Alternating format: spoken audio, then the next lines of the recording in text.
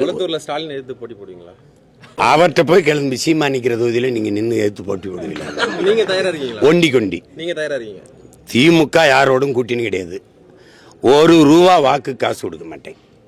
அவங்க அப்பா நினைவிடத்திலும் சரி, அண்ணா நினைவிடத்திலும் சரி, இல்லை அவங்க போற்றுகிற ராமசாமி ஐயா நினைவிடத்திலும் சரி, சத்தியம் பண்ணிக்கிறணும். ஒத்த ரூபா காசு கொடுக்க மாட்டேன்.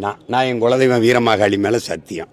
நீங்கள் சத்தியம் பண்ணிவிட்டு அவரும் நானும் திமுக மட்டும் நாம் தமிழர் மட்டும் என்னை வென்று காட்டிட்டு சொல்லு பாப்போம். ஏன் புலி வருதுனோட எல்லாரும் ஓடியா, நான் கீழே படுத்துக்கிறேன், என் மேலே படுத்துக்க. இதுக்கு மேலே கட்சியே இல்லை, எல்லா கட்சியும் கூட்டணியில் சேர்த்துக்கிட்டாச்சு. சர்வே 42 விழுக்காடு திமுகவுக்கு. ஸ்டாலின் முதலமைச்சராக 42 விழுக்காடு ஆதரவு. அதான் ஆதரவுக்கு எப்படி ஓட்டு காசு கொடுக்குற? அதான் ஆதரிச்சிட்டால, எதுக்கு ஓட்டு காசு? கூட்டத்தில் நிற்கிறவனுக்கு வீரமோ துணிவோ தேவையில்லை. தனியாக நிற்கிறவனுக்கு துணிவு வீரம் தேவை. நாங்கள் வீரர்கள், அதனால் தனித்து துணிஞ்சு நிற்கிறோம். எங்களை மாதிரி நீங்கள் வரியா, எங்கள் கட்சிக்கு யார் வர்றது, அவன் வருவானா இவன் வருவானா, அந்த துணிவு இருக்கா? முதல்ல அவரை எதிர்த்து நீ வேற அனுப்பிக்கணும். சீமானோடு சென்றால் இந்த மாதிரி அச்சுறுத்தல் பண்ணுவோம் அப்படின்னு குறிப்பிட்டு பண்றாங்க. அவங்களோட வந்து நான் உங்களுக்கு அச்சுறுத்தனா இருக்குன்னா நீங்கள் எனக்கு அச்சுறுத்தலா இருக்கீங்களா? சொல்லுங்க. உலகமே என்னைய பார்த்து பயந்துக்கிட்டு இருக்கு. உங்க கடை சீட்டெல்லாம் முடக்கி வச்சிருக்கா. அமெரிக்கா கனடாலாம் என்னை என் நாட்டுக்குள்ள வராதையும் உங்களை பார்த்து சொல்லியிருக்கா, என்னை பார்த்து சொல்லியிருக்கா? சொல்லுங்க பாப்போம். என்னை பார்த்தா எல்லாம் பயந்து நடுங்குறீங்க. நான் யாரை பார்த்தும் பயப்படுறது இல்லையே. நான் இசட்டு ஒய் பிரிவுலாம் வச்சுக்கிட்டு போறது, தனியாக தான் வாகனத்தில் போவேன். நாட்டுக்கே நான் தான் பாதுகாப்பு, எனக்கு எதுக்கு பாதுகாப்புன்னு சொல்லிட்டு போய். உங்களுக்கு நீங்க பயப்பட மாட்டேங்க, உங்க கூட வரவங்களை இந்த மாதிரி அச்சுறுத்தினா என் கூட பயப்படுறேன், வரவே மாட்டான்.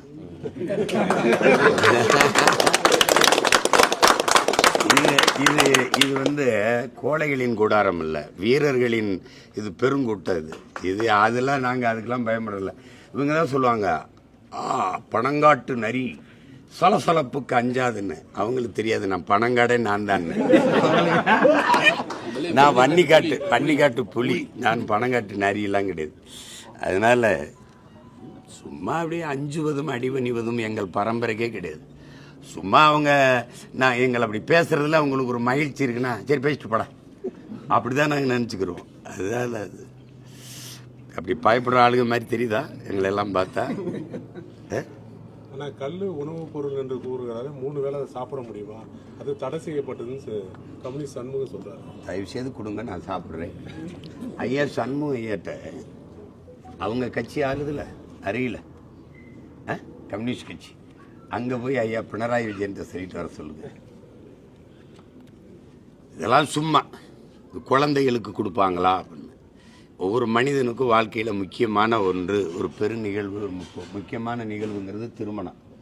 எப்படியும் திருமணம் நடத்தி வைப்போம். அப்போ குழந்தைக்கு பண்ணி வைப்பீங்களான்னு கேட்பீல? என்ன சொல்லுங்க. நான் மாட்டுக்கறி விரும்பி திம்பேன், என் மகனுக்கு என் மாவீரனுக்கு நீ மாட்டுக்கறி ஊட்டுவியா? இதெல்லாமா ஒரு கேள்வி?